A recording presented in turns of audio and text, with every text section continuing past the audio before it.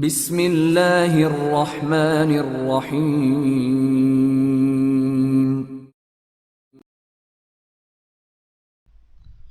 Dark world Imran series मुसन्निफ ज़हीर अहमद। कोहर और तारीकी में डूबे हुए लाशाका जंगल में हर तरफ गहरी और पुरअसरार खामोशी छाई हुई थी। खामोशी और सकूत का वहां पर ऐसा आलम था कि सुई भी अगर गिरती तो उसकी भी आवाज आ जाती। इस जंगल में खतरनाक और जहरीले हशातुलर्स के साथ साथ स्याह चीतों और स्याह बनमानसों की भी बहुतात थी, जो जंगल के तकरीबन हर हिस्से में फैले हुए थे। ये बनमानस इंसानी कद काट से कई गुना बड़े थे। उनके एक जोरदार थप्पड़ से इंसानी सर धड़ से अलग होकर दूर जा गिरता था, और ये बनमानस तेज नाखूनों से बड़े बड़े और ताकतवर दरिंदों को भी चंद लम्हों में चीर फाड़ रख देते थे। लाशाका जंगल में जहरीले सांपों और नागनों की भी कोई कमी नहीं थी। यहाँ black viper, green viper, cobra और इन जैसे बेशुमार नस्लों के इंतहाई जहरीले सांप थे, जिनका कांटा पानी भी नहीं मांगता था। इसी तरह इस जंगल की दलदलों में एनाकोंडा जैसे अजदहे भी मौजूद थे, जो हाथी के बच्चों को सालिम निगल सकते थे। गर्ज ये के लाशाका जंगल दरिंदों, जहरीले हशातुलर्स और खूनाशा मक्खियों और मच्छरों से भी भरा हुआ था। खास तौर पर इस जंगल को खून चूसने वाली चिमगादड़ों की आमाज का समझा जाता था, जो किसी जानदार से चिमट जाती तो उसे उस वक्त तक नहीं छोड़ती थीं जब तक वो इसका सारा खून ना चूस जाए। चिमगादड़ें खून आशाम भी थीं और जहरीली भी, जिनके काटने से बड़ा और ताकतवर जानवर भी जिंदा नहीं बच सकता था। जंगल में जहरीले कांटों के पौधे भी थे और ऐसे जिंदा दरख्त भी, जिनकी गिरफ्त में आने वाले को सिवाय मौत के और कुछ भी नहीं मिलता था। इस जंगल के बासी तारीकी के आदी थे और इंतहाई तारीक होने के बावजूद जंगलों में यूं घूमते फिरते थे जैसे दिन की रोशनी की तरह उन्हें तारीकी में भी बखूबी दिखाई देता हो। लाशाका जंगल में कोहर की वजह से चूंकि सूरज की रोशनी नहीं पहुंचती थी, इसलिए यहाँ का दर्जा हरारत नुक्ता जमात के करीब ही रहता था। इस जंगल में मूसलाधार और तूफानी बारिशें भी होती रहती थीं, जिससे दर्जा हरारत नुक्ता जमात से भी कई दर्जे नीचे आ जाता था। तूफानी हवाओं और झक्कड़ों में इतनी ताकत होती थी कि दरख्त जड़ों समेत उखड़ उखड़ कर मीलों दूर जा गिरते थे, जिससे जंगल में आए दिन खौफनाक हद तक तबाही आती रहती थी। लाशाका जंगल में एक वहशी कबीला भी आबाद था। ये कबीला लाशाका कबीला कहलाता था। ये कबीला इंसानी नहीं बल्कि एक जिन्नाती कबीला था। कबीले का सरदार ताबूश एक लंबा तरंगा और मजबूत जिसामत का मालिक था। उसके जिस्म में इतनी ताकत थी कि वो जंगल के खौफनाक दरिंदों का खाली हाथों आसानी से मुकाबला कर लेता। खास तौर पर जंगल के बनमानस जब इसके सामने आते थे तो वह इन पर जख्मी दरिंदों की तरह पिल पड़ता और एक ही वक्त में कई कई बनमानसों का अकेला मुकाबला करके उन्हें हलाक कर देता था। ताबूश ताकतवर होने के साथ साथ इंतहाई बेरहम, सफाक और खूंखार था। अपने सिवा वो किसी को भी खातिर में नहीं लाता था। यही वजह थी कि कबीले का ताकतवर से ताकतवर और जसीम वहशी भी उसका सामना करने से घबराता था। कबीले वाले इसे सरदार कहने की बजाय ताबूश कहते थे, जो कि उसका असल नाम था। लाशाका कबीला बहुत बड़ा कबीला था। ये कबीला चूंकि तारीख दुनिया में रहता था, इसलिए इनमें जाहिलाना और साफ बदरजा अतम मौजूद थी। उनका रहन सहन, उनके रस्म रिवाज और उनका तर्ज जिंदगी हैवानी थी। इन सब के दिलों में बेरहमी, सफाकी और खूंखारी कूट कूट कर भरी हुई थी। दूसरे कबीलों और जंगलों के इंसान इनके हाथ आ जाते तो ये उनके साथ इंतहाई जालिमाना और बेरहमाना सलूक करते थे।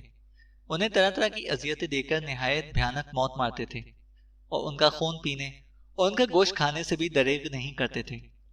कबीले के जिन्नात ताबूश के हर हुक्म पर सर झुकाते थे और उसके नक्शे कदम पर शैतान के पुजारी बने हुए थे। ताबूश शैतान का बहुत बड़ा पुजारी था।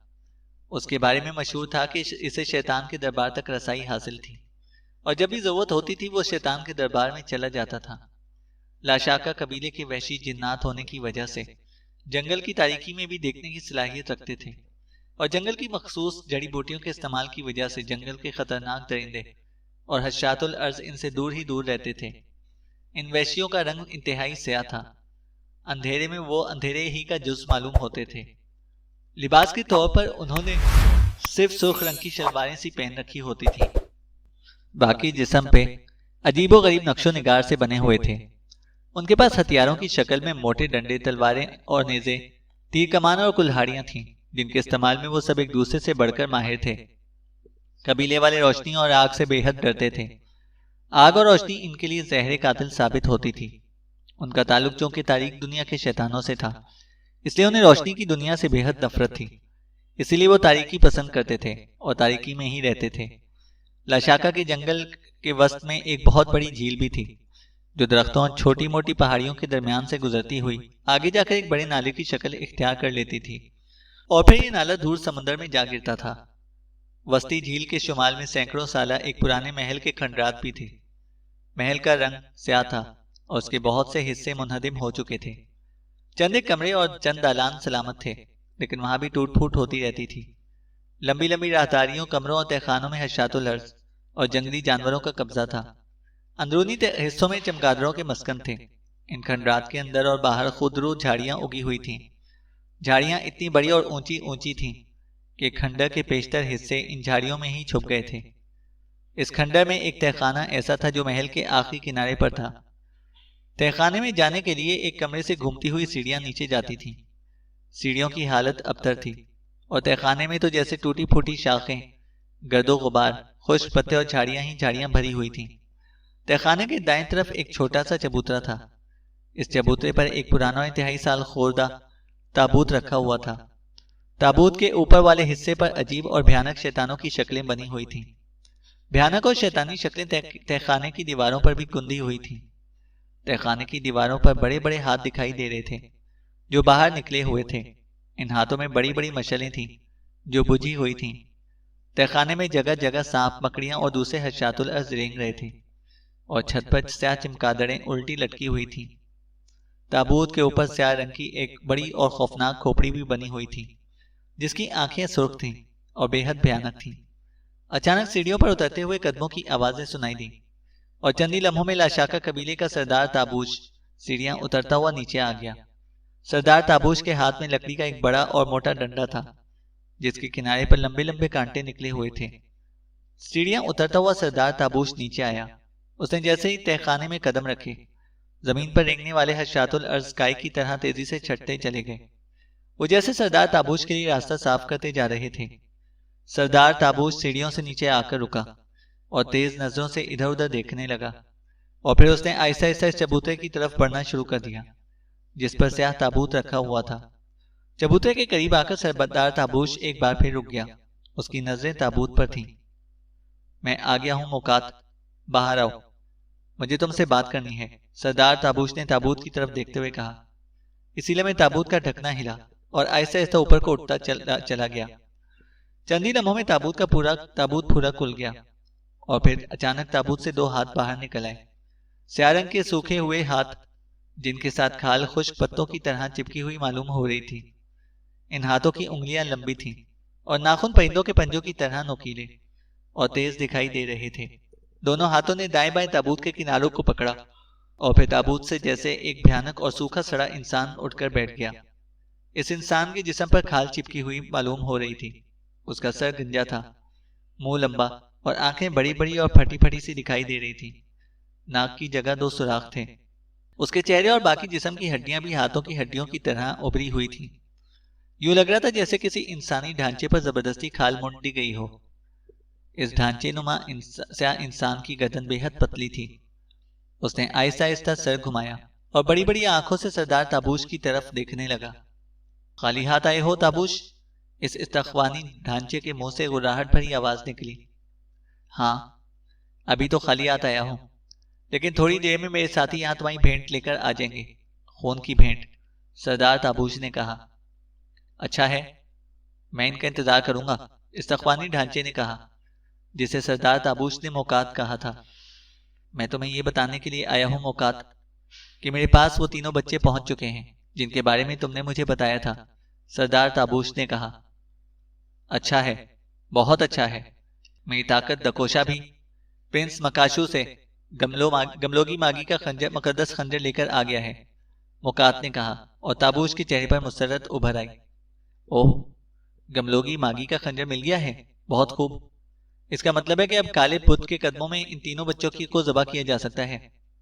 इन बच्चों का खून जैसे काले बुत पर पड़ेगा, काला बुत जाग जाएगा जो हजारों सालों से सोया हुआ है, और फिर वो जाग कर हमारे लिए वो तमाम रास्ते खोल देगा जहां से हम इन अंधेरों से निकलकर रोशनी में भी जा सकते हैं ताबूश ने मुसरत भरे लहजे में कहा।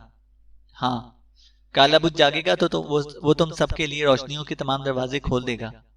फिर जिस तरह तुम इस तारीख दुनिया में एक जगह से दूसरी जगह आसानी से आते जाते हो, इसी तरह तुम्हें और तुम्हारे कबीले वालों के लिए रोशनी की दुनिया में भी आना जाना आसान हो जाएगा।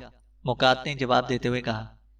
हमारे लिए अगर रोशनी की दुनिया में जाने के लिए रास्ते खोल दिए जाएं, तो हम और ज्यादा मजबूत और ताकतवर हो जाएंगे और हम दुनिया के किसी भी हिस्से में जाकर किसी भी जिन या इंसान को अपना शिकार कर सकेंगे। ताबूश ने कहा। हाँ, ऐसा ही होगा और दुनिया में तुम जाकर जो भी शिकार करोगे वो शैतान का गुलाम बन जाएगा, हमेशा हमेशा के लिए। मुकात ने इसी अंदाज में कहा। तो बताओ, कहाँ है वो खंजर? मैं अभी जाकर इन तीनों बच्चों को काले बुत के कदमों में जबा कर देता हूँ, ताबूश ने कहा। वो बच्चे कहाँ हैं? मुकात ने उसे जवाब देने की बजाय उल्टा उससे पूछा। वो कबीले की औरतों के पास हैं।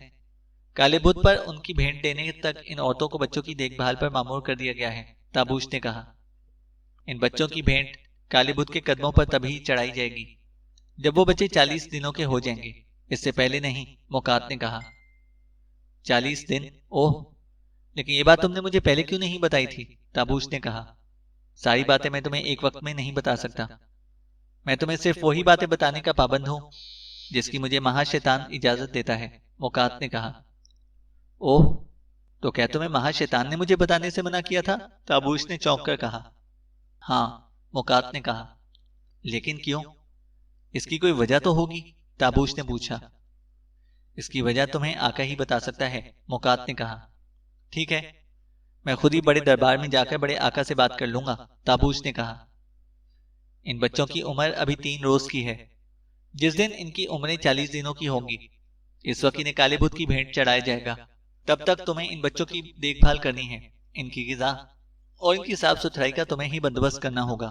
ताबूश, याद रहे कि 40 दिन पूरे होने तक बच्चों को कुछ भी नहीं होना चाहिए, ना वो बीमार हो और ना ही इन पर कोई मामूली से मामूली जख्म आए। उन्हें सिर्फ और सिर्फ बकरियों का ही दूध पिलाया जाएगा। तुम जानते हो कि काला बुत बीमार, लागर और जख्मी बच्चों की भेंट कबूल नहीं करता, मुकात ने कहा। हाँ, मैं जानता हूँ। तुम फिक्र ना करो मुकात, मैं इन बच्चों का पूरा ख्याल रखूंगा और इन्हें बकरियों के दूध के सिवा कुछ भी नहीं दिया जाएगा, ताबूश ने फौरन कहा। तुम्हें इस बात का भी ख्याल रखना है कि ताबूश के तीनों बच्चे यहाँ हिफाजत से रहें। रोशनी की दुनिया के इंसान इन बच्चों को यहाँ से वापस ले जाने के लिए आ सकते हैं। उन्हें किसी भी हाल में इन बच्चों तक नहीं पहुंचना चाहिए, मुकात ने कहा। तुम फिक्र मत करो, मुझे मालूम है कि इन बच्चों को वापस ले जाने के लिए यहाँ कौन आ सकता है। मैंने उनके रोकने और इनके खात्मे का इंतजाम कर लिया है। इस सिलसिले में मेरी दो ताकतें काम कर रही हैं। एक ताकत जाबिला है और दूसरी उसकी बहन हाबिला। वो दोनों वही कर रही हैं जो मैं चाहता हूँ, ताबूश ने कहा। ठीक है, दोनों ताकतें शानदार हैं। वो अपना काम करना बखूबी जानती हैं। इन दोनों ने अगर अपने काम सही तरीके से किए तो हमारी तारीख दुनिया में रोशनी की दुनिया का कोई नुमाइंदा नहीं आ सकेगा। बच्चे महफूज रहेंगे और आने वाले वक्त में वो हमारे लिए निजात दहिंदगी का बाइस बनेंगे, मुकात ने कहा। हाँ, वो हमारी निजात दहिंदगी का बाइस जरूर बनेंगे, ताबूश ने पुर यकीन लहजे में कहा। तुम्हारे साथी कहाँ रह गए जो मेरे लिए खून की भेंट लाने वाले थे? मुकात ने सीढ़ियों की तरफ देखते हुए बड़ी बेताबी से कहा। वो आएंगे, जल्द आएंगे, बेफिक्र रहो, तुम्हें खून की भेंट जरूर मिलेगी, ताबूश ने कहा।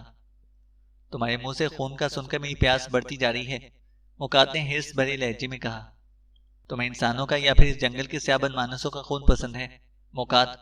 और तुम ऐसे इंसानों और बनमानसों का खून पसंद करते हो जो तंदुरुस्त और तवाना हो और उन्हें ना कोई बीमारी हो और ना उनके जिस्म पर कोई जख्म हो।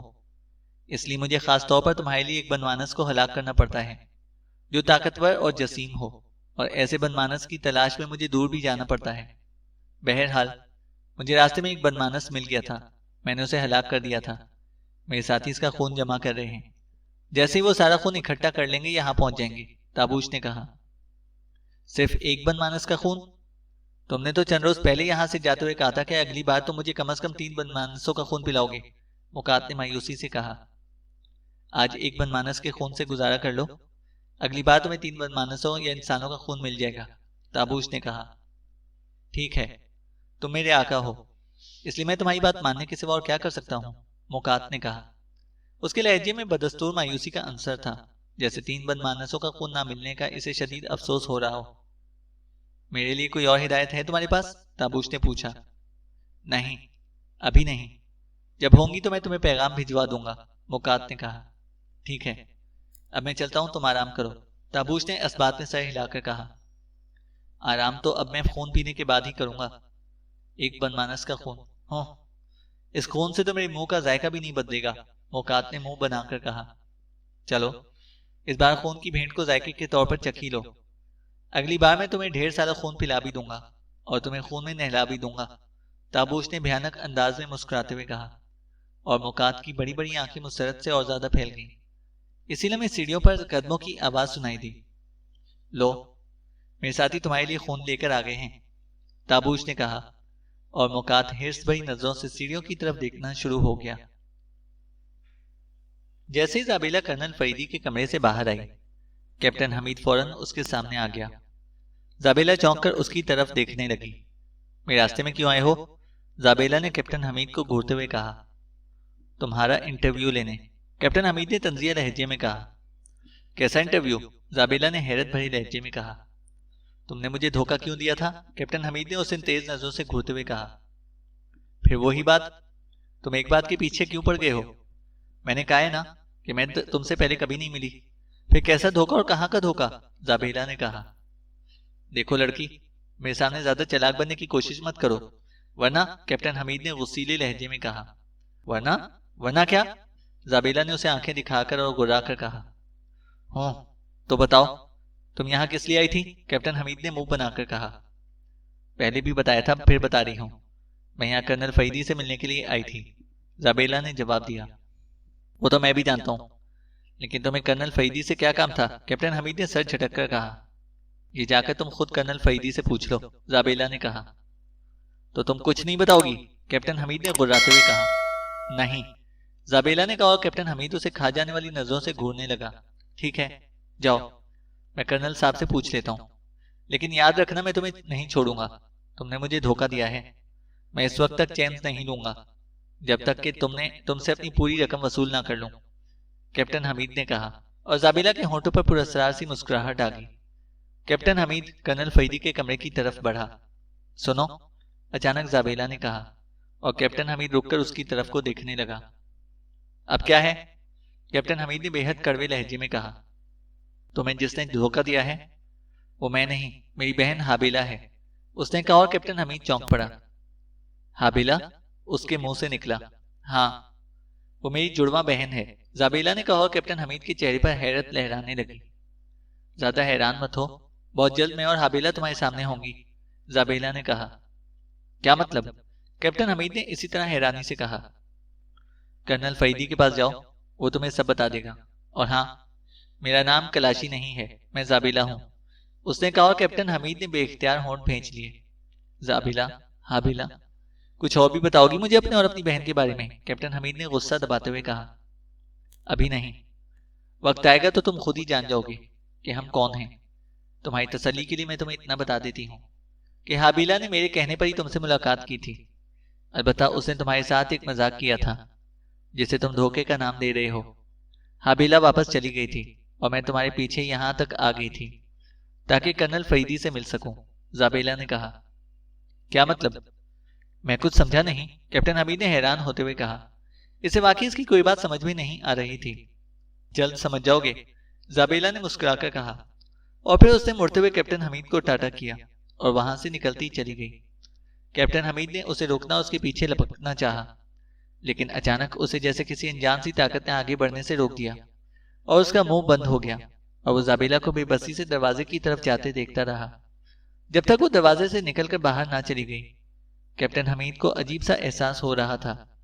रेस्टोरेंट में इसे जिस लड़की ने अपना नाम कलाशी बताया था, रुखसती के वक्त इसने भी कैप्टन हमीद को इसी तरह टाटा किया था। कैप्टन हमीद ने उठकर उसके पीछे जाना चाहा था, लेकिन फिर उसे यूं महसूस हुआ था जैसे कोई अनदेखी ताकत उसे कलाशी के पीछे जाने से रोक रही हो। और यहाँ जब ये लड़की आई थी और कर्नल फरीदी के ऑफिस में गई थी, तब भी कैप्टन हमीद को ऐसा ही लगा था जैसे उसके गिर्द कोई है जो इसे इस लड़की के पीछे कर्नल फरीदी के ऑफिस में जाने से रोक रहा है। कैप्टन हमीद ये सब अपना वहम समझ रहा था। ऑफिस की आंखों के सामने कर्नल फरीदी के कमरे का दरवाजा बंद हो गया। तभी कैप्टन हमीद में इतनी हिम्मत नहीं हुई थी कि वो उठकर दरवाजे के पास जा सके।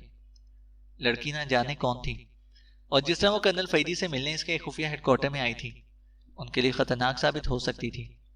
लेकिन इसके बावजूद कैप्टन हमीद के तमाम एहसासात जैसे मुंजमद हो गए थे। कलाशी, जिसने अब इसे अपना नाम जाबेला बताया था, वहां से जा चुकी थी, लेकिन अभी कैप्टन हमीद की नजरें दरवाजे पर ही गड़ी हुई थी। फिर अचानक उसके ख्यालात का तसलसल टूट गया और उसके जिस्म में जान सी आ गई। उसने जोर से सर झटका और मुड़कर तेज से चलता हुआ कर्नल फरीदी के ऑफिस में दाखिल हो गया। मेज के पीछे कर्नल फरीदी कुर्सी पर बैठा सामने पड़ी हुई खाली कुर्सी को घूर रहा था। क्या मामला है? कौन थी वो? और यहाँ किस लिए आई थी? कैप्टन हमीद ने कर्नल फरीदी से मुखातिब होकर निहायत बेचैन से लहजे में पूछा। इसकी आवाज सुनकर कर्नल फरीदी यूं चौंक कर उसकी तरफ देखने लगा, जैसे वो इसके अंदर आने से कतई बेखबर था। कौन? किसकी बात कर रहे हो? कर्नल फरीदी ने पूछा। कलाशी, कैप्टन हमीद ने कहा। कौन कलाशी? कर्नल फरीदी ने कहा, और कैप्टन हमीद के चेहरे पर हैरत लहराने लगी। वो हैरत भरी नजरों से कर्नल फरीदी की तरफ देख रहा था, जैसे वो ये देखने की कोशिश कर रहा हो कि कर्नल फरीदी संजीदा है या उससे मजाक कर रहा है। मैं इस लड़की की बात कर रहा हूं जिसने मुझे अपना दूसरा नाम जाबेला बताया है, कैप्टन हमीद ने कहा। जाबेला? ओ हाँ, जब तुम इसका नाम जानते हो तो मुझसे क्यों पूछ रहे हो?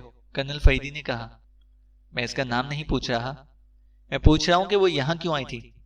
ऐसी क्या जरूरी बात थी कि आपने उसके लिए कमरे का दरवाजा ही बंद कर दिया था? कर्नल फरीदी ने कहा। ये तुम मुझसे सवाल कर रहे हो या मुझसे जवाब मांग रहे हो? कर्नल फरीदी ने उसे घूर कर कहा। मैं सिर्फ पूछ रहा हूं जनाब, कैप्टन हमीद फौरन बोला। वो एक इंफॉर्मेशन लाई थी, कर्नल फरीदी ने कहा। कैसी इंफॉर्मेशन? कैप्टन हमीद ने पूछा। हमें अफ्रीका जाना है, अफ्रीका के शुमाली घने और तारीक जंगलों में, कर्नल फरीदी ने कहा। अफ्रीका के घने और तारीक जंगलों में? क्या मतलब? वहां जाकर हम क्या करेंगे? क्या है उन जंगलों में? कैप्टन हमीद ने हैरत भरे लहजे में कहा। खजाना, कर्नल फरीदी ने कहा। कैप्टन हमीद पहले तो हैरानी से उसकी शक्ल को देखता रहा और फिर बेइख्तियार हंस पड़ा। खजाने के लिए और आप अफ्रीका के तारीक जंगलों में जाएंगे? कैप्टन हमीद ने हंसते हुए कहा।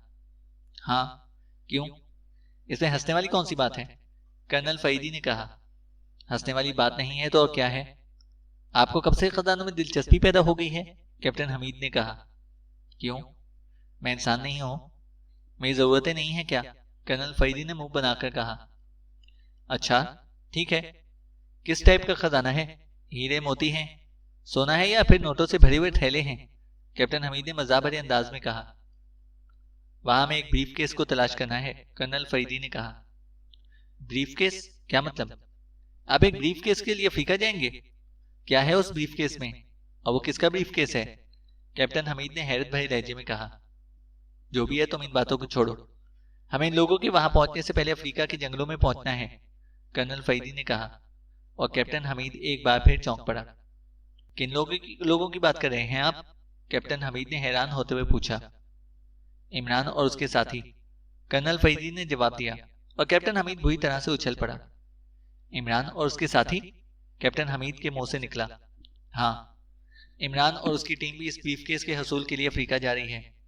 हमें हर हाल में उन्हें रोकना है और उनसे पहले इस ब्रीफकेस को हासिल करना है, कर्नल फरीदी ने संजीदगी से कहा। तो कैप्टन हमीद हैरत से उसकी शक्ल को देखता रह गया। रोकने से आपकी क्या मुराद है? कैप्टन हमीद ने सरसराते हुए लहजे में पूछा। रोकने से मुराद रोकना ही होता है। ब्रीफकेस सिर्फ हम हासिल करेंगे, सिर्फ हम, कर्नल फरीदी ने डोटोक अंदाज में कहा। और इमरान और इसके साथी आड़े आए तो? कैप्टन हमीद ने उसी अंदाज में पूछा। तो हम उन्हें आड़े हाथों लेंगे। ये समझ लो कि ब्रीफकेस हमारे लिए बेहद अहमियत का हामिल है। उसे हर कीमत पर और हर हाल में हमने ही हासिल करना है। इस ब्रीफकेस तक पहुंचने के लिए हमें इमरान और इसके साथियों की लाशें भी गिरानी पड़ेंगी, तो हम ऐसा ही करेंगे, कर्नल फरीदी ने ठोस लहजे में कहा। और कैप्टन हमीद का मुंह खुले का खुला रह गया। क्या आप संजीदा हैं? उसने पूछा। क्यों? क्या तुम्हें मेरे चेहरे पर हिमाकत के आसार दिखाई दे रहे हैं? कर्नल फरीदी ने उसे घूरते हुए कहा। ओह नहीं, मेरा मतलब है कि आप इमरान और इसके साथियों के खिलाफ कैसे काम कर सकते हैं? आप तो, कैप्टन हमीद ने कहा। मैं तो क्या? तुम यही कहना चाहते हो ना कि इमरान से मेरे बहुत अच्छे मरासिम हैं? याद रखो बरखुरदार, मरासिम अपनी जगह पर होते हैं और काम अपनी जगह। मुल्क और कौम के मफाद के लिए गैर जरूरी रिश्ते तो क्या, खून के रिश्ते भी कुर्बान करने पड़ते हैं, कर्नल फरीदी ने कहा। ओह, तो ये मुल्क और कौम का मामला है, कैप्टन हमीद ने कहा। ऐसा ही समझ लो, कर्नल फरीदी बोला। आप शायद कुछ छुपाने की कोशिश कर रहे हैं, कैप्टन हमीद ने कर्नल फरीदी की तरफ गौर से देखते हुए कहा। तुम्हें जितना बताना था वो मैं बता चुका हूँ। हमारे पास 2 रोज हैं, तीसरे रोज हमने यहाँ से रवाना होना है। इन 2 दिनों में जो जरूरी तैयारी करनी है कर लो, बाकी टीम को मैं खुद ब्रीफ कर लूंगा। और ये मिशन चूंकि प्राइवेट है, इसलिए मैं हुकूमत से अपनी और अपनी इन सब की रुख्सत ले लूंगा जो हमारे साथ जाएंगे, कर्नल फरीदी ने कहा। हम मुल्क कौम के मफाद के लिए जा रहे हैं, फिर ये मिशन प्राइवेट कैसे हुआ? कैप्टन हमीद ने हैरानी से पूछा। इस मिशन को पूरा करने के लिए हमें हुकूमती हिदायत नहीं मिली है। मेरे इल्म में एक ऐसा मामला आया है जिसे मैं अज खुद हल करना चाहता हूँ, इसलिए इस मिशन में ना मैं सरकारी पैसा खर्च लाऊंगा और ना ही सरकारी मशीनरी। हर काम अपने स्वाबदीद पर करना है। अफ्रीका में कासिम के वालिद सेठ आसिम की कई हीरों और सोने की कानें हैं। इस सिलसिले में कासिम हमारी मदद कर सकता है, इसलिए हम इसे साथ लेकर जाएंगे। वो हमें अपने इख्तियारात से जरूरत का हर सामान भी मुहैया करा सकता है, कर्नल फरीदी ने कहा। क्या ये सब कुछ आप जाबेला के कहने पर कर रहे हैं? कैप्टन हमीद ने इसकी तरफ गौर से देखते हुए कहा। हाँ भी और नहीं भी, कर्नल फरीदी ने जवाब दिया। क्या हुआ इस बात का मतलब? कैप्टन हमीद ने हैरान होकर पूछा। मतलब ये कि जाबेला मेरे पास ब्रीफकेस की इंफॉर्मेशन लाई थी और मैंने इस बात की तस्दीक कर ली है कि इसकी बात दुरुस्त है, कर्नल फरीदी ने कहा। कौन सी बात दुरुस्त है उसकी? मुझे भी बताएं, कैप्टन हमीद ने कहा। वक्त आने पर तुम्हें सब कुछ बता दिया जाएगा। फिलहाल तुम वो करो जो मैं तुमसे करने के लिए कह रहा हूँ, कर्नल फरीदी ने एक बार फिर खुश्क लहजा अपनाते हुए कहा। तो कैप्टन हमीद खामोश हो गया। ठीक है, जैसा आप कहें, मैं कासिम से बात कर लेता हूँ, कैप्टन हमीद ने कहा। ओके, कर्नल फरीदी बोले। जंगल मिशन में और किस किस को साथ लेकर जाना है? मुझे इनके नाम बता दें ताकि मैं इन सब के हिसाब रखकर तैयारियां कर सकूं, कैप्टन हमीद ने कहा। हमें अफ्रीका के घने और पुरस्कार जंगलों में जाना है। वहां हर तरफ मौत है, जंगली दरिंदों से भी हमारा वास्ता पड़ सकता है, इसलिए हमें अपने साथ ज्यादा से ज्यादा अफराद लेकर जाने होंगे। वहां हमारा मुकाबला इमरान और इसके साथियों से भी होने का इम्कान है। टीम के साथ साथ मैं जगदीश और जीरो फोर्स के अफराद भी लेकर जाना चाहता हूँ, कर्नल फरीदी ने कहा। कितने अफराद की लिस्ट बनाऊं? कैप्टन हमीद ने होंठ चबाते हुए कहा। 20-25 अफराद के नाम लिख लो, कर्नल फरीदी ने कहा। ओके, मैं लिस्ट बना के इन सबको इन्फॉर्म कर देता हूँ, कैप्टन हमीद ने इस बात में सर हिलाते हुए कहा। जंगल के बारे में तारिक साहब ज्यादा जानते हैं, वो शिकारी भी हैं और उन्होंने दुनिया भर के जंगल देख रखे हैं, इसलिए उनका हमारे साथ होना बेहद जरूरी है, कर्नल फरीदी ने संजीदगी से कहा। तारिक साहब के बारे में तो आप ज्यादा बेहतर जानते हैं कि वो कहाँ मिल सकते हैं, कैप्टन हमीद ने कहा। ठीक है, इन्हें मैं खुद ट्रेस कर लूंगा, कर्नल फरीदी ने कहा। कैप्टन हमीद ने इस बात में सर हिला दिया। तो क्या मैं जाऊं? कैप्टन हमीद ने इसकी तरफ अजीब सी नजरों से देखते हुए कहा। मेरे सर पर बैठने का शौक है तो बैठे रहो, कर्नल फरीदी ने खुश्क लहजे में कहा। और कैप्टन हमीद एक तवील सांस लेता हुआ उठकर खड़ा हो गया। और सुनो, इससे पहले कि कैप्टन हमीद बाहर जाता, कर्नल फरीदी ने उसकी से मुखातिब होकर कहा, तो वो रुक गया और पलटकर उसकी तरफ देखने लगा। जी फरमाएं, उसने जैसे बादल न ख्वास्ता लहजे में कहा। कर्नल फरीदी के पुरस्कार और खुश्क अंदाज से उसका मुंह बन गया था। तुम्हें अपना बदला लेने के लिए हाबेला के पीछे होटल डिलक्स जाने की जरूरत नहीं है। उसने तुम्हारा जो नुकसान किया है वो उसका एक मजाक था। जितनी भी रकम है वो तुम मुझसे ले लेना, कर्नल फरीदी ने कहा। और कैप्टन हमीद ने बेख्तियार होंठ भींच लिए। जैसे अगर कर्नल फरीदी उसे ना रोकता तो वो वाकई होटल डिलक्स जाकर कलाशी या हाबेला की गर्दन दबोच लेता और उससे अपनी सारी रकम वसूल करके ही उसे छोड़ता। इसे मैं आपकी हमदर्दी समझूं या हुक्म, कैप्टन हमीद ने मुंह बनाकर कहा। दोनों ही समझ लो तो तुम्हारी सेहत के लिए अच्छा होगा, कर्नल फरीदी ने खुश्क लहजे में कहा। और कैप्टन हमीद ने बेख्तियार होंठ भींच लिए। वो चंद लम्हे कर्नल फरीदी की तरफ देखता रहा और फिर वो एक झटके से मुड़ा और तेज कदम उठाता हुआ कर्नल फरीदी के ऑफिस से बाहर निकलता चला गया। चैनल को सब्सक्राइब करें और बेल आइकन को प्रेस करें ताकि हमारी हर अपडेट आपको बर वक्त मिल सके।